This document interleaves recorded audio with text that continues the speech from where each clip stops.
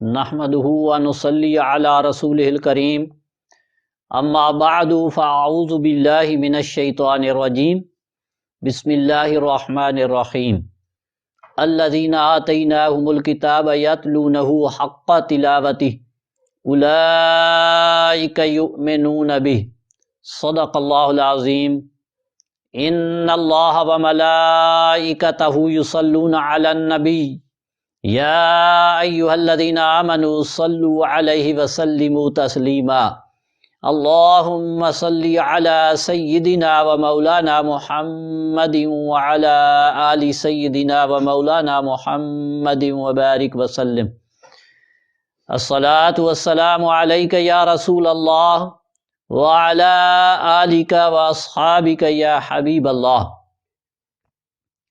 عزیز طلباء و طالبات، پچھلے سبق میں ہم نے حروف تہجی کی ادائیگی سیکھی تھی، ان کے نام کیا ہیں، ان کی مقداریں کیا ہیں۔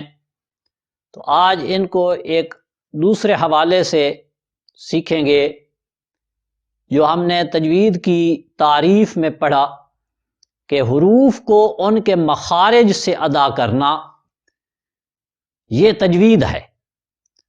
تو مخارج اور صفات دونوں کا لحاظ رکھ کے ان کو ادا کرنا یہ تجوید ہے۔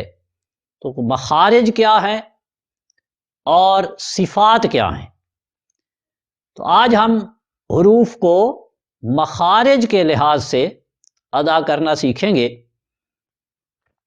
تو سب سے پہلے مخارج کیا چیز ہے؟ مخارج مخرج کی جمع ہے۔ مخرج کہتے ہیں کسی چیز کے نکلنے کی جگہ، جہاں سے کوئی چیز نکلتی ہے اس کو اس کا مخرج کہتے ہیں۔ جیسے نلکے سے پانی نکلتا ہے تو وہ پانی کا مخرج ہوا، کوئی کسی دروازے سے نکل رہا ہے تو وہ اس کے نکلنے کی جگہ ہے تو وہ اس کا مخرج ہوا۔ تو اسی طرح حروف جو ہیں یہ منہ کے مختلف حصوں سے ادا ہوتے ہیں۔ ہر حرف کا اپنا اپنا ایک حصہ ہے جہاں سے ادا ہوتا ہے۔ منہ کے مختلف حصے ہیں، منہ میں زبان ہے، دانت ہیں، داڑھیں ہیں، تالو ہے، حلق ہے، یہ سارے اعضاء جو ہیں حروف کی ادائیگی میں اپنا اپنا رول ادا کرتے ہیں۔ تو جہاں سے جو حرف ادا ہوتا ہے وہ اس کا مخرج کہلاتا ہے، اور جس انداز سے کوئی حرف ادا ہوتا ہے وہ اس کی صفت کہلاتی ہے۔ جیسے پچھلے سبق میں ہم نے پڑھا کہ کچھ حروف باریک ادا ہوتے ہیں، کچھ پر ادا ہوتے ہیں۔ تو یہ پر ادا ہونا جو ہے یہ اس کی ایک صفت ہے، یہ اس کا ایک انداز ہے۔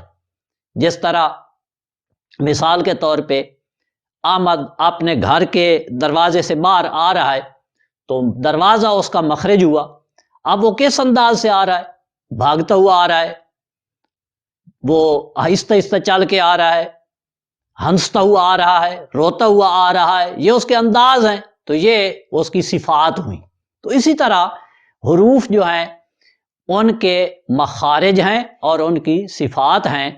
تو آج ہم ان کے مخارج سیکھیں گے۔ تو مخارج جو ہیں ان کی ایک اپنی ترتیب ہے۔ سب سے پہلے حلق سے شروع کرتے ہیں، بلکہ وہ حصہ جس سے کسی عضو کا تعلق نہیں ہے، منہ کے اندر کا خلا جو ہے، خالی حصہ منہ کا، اس کو جوف دہن کہتے ہیں۔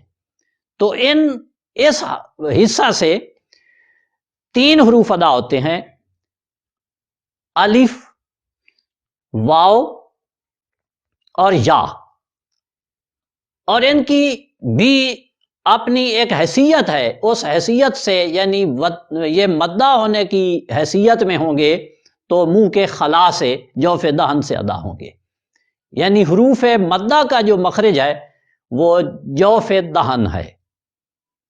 ان کی ہم آگے چل کے حروف مدہ کی تعریف پڑھیں گے اور ان کی ادائیگی دیکھیں گے، ان کے بارے میں سمجھیں گے کہ یہ حروف مدہ کیا ہے۔ پھر ہم حلق سے شروع کرتے ہیں۔ سب سے پہلے یہاں پر سینہ ختم ہو رہا ہے اور حلق شروع ہو رہا ہے، یہ ہے حلق کا آخری حصہ۔ تو اس آخری حصے سے دو حروف ادا ہوتے ہیں، ایک حمزہ اور ایک ہا، اور ان کی صفات ہیں، حمزہ میں تحقیق اور تسہیل پائی جاتی ہے، یہ بھی ہم پھر ان کے بارے میں سیکھیں گے کہ تسہیل کیسے ہے اور تحقیق کیا ہے۔ اور ہا جو ہے اس کی صفت ہے ہمس۔ اس کے بعد حلق کا یہ درمیان والا حصہ آتا ہے، اس سے دو حروف ادا ہوتے ہیں، ہا عین، یہ دو حروف، اور یہ بڑی نرمی سے ادا ہوتے ہیں، یہ ان کی صفت ہے۔ اس کے بعد یہ پھر حلق کا منہ کے بالکل قریب جو حصہ آتا ہے، اس کو حلق کا شروع والا حصہ کہتے ہیں، اس سے دو حروف ادا ہوتے ہیں، غائن، خوا، یہ پر بھی ہیں، ان کی یہ صفت ہے کہ یہ پر ادا ہوتے ہیں۔ اس کے بعد پھر حلق کے بعد یہ جو تین حصے ہیں حلق کے، اور ان تین حصوں سے جو 6 حروف ادا ہوئے، ان کو حروف حلقی بھی کہتے ہیں۔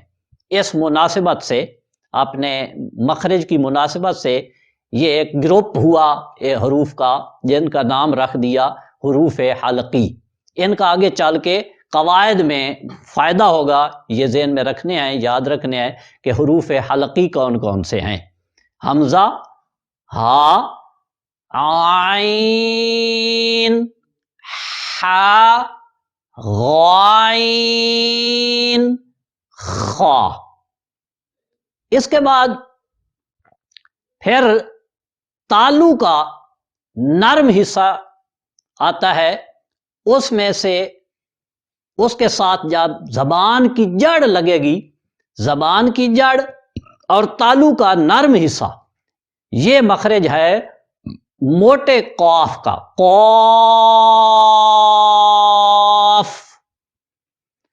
اور اس کے بالکل قریب ہی تالو کا پھر سخت حصہ شروع ہو جاتا ہے، تو تالو کے سخت حصے سے زبان کی جڑ لگنے سے کاف ادا ہوگا۔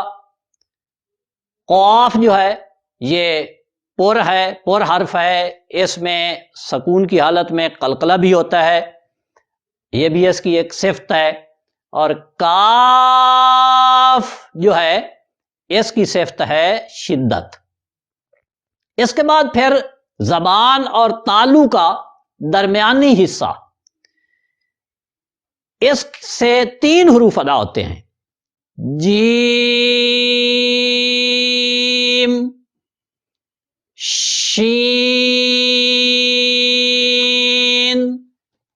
یا، یہ 3 حروف زبان اور تالو دونوں کے درمیانی حصے سے ادا ہوتے ہیں۔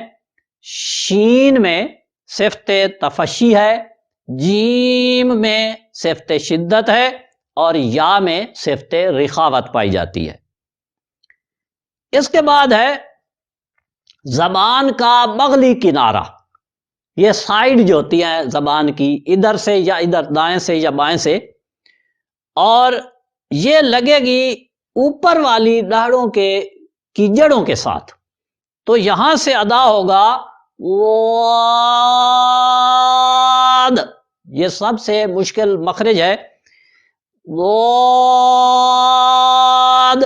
یہ پریکٹس سے بہتر ہوگا، اس کی بار بار پریکٹس کی جائے، دائیں طرف سے آسانی سے لگ سکے تو دائیں طرف سے لگا کے ادا کر لیں، بائیں طرف سے آسانی سے ادا ہو سکے تو بائیں طرف سے، اور اگر دونوں طرف بیک وقت لگیں دونوں کنارے تو پھر بھی ٹھیک ہے۔ تو یہ ہے واد کا مخرج، اور اس میں صفت پائی جاتی ہے طوالت۔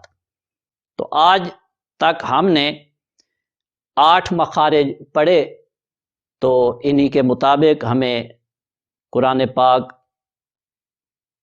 پڑھنے کی اللہ تعالیٰ توفیق عطا فرمائے۔ اللہ حافظ۔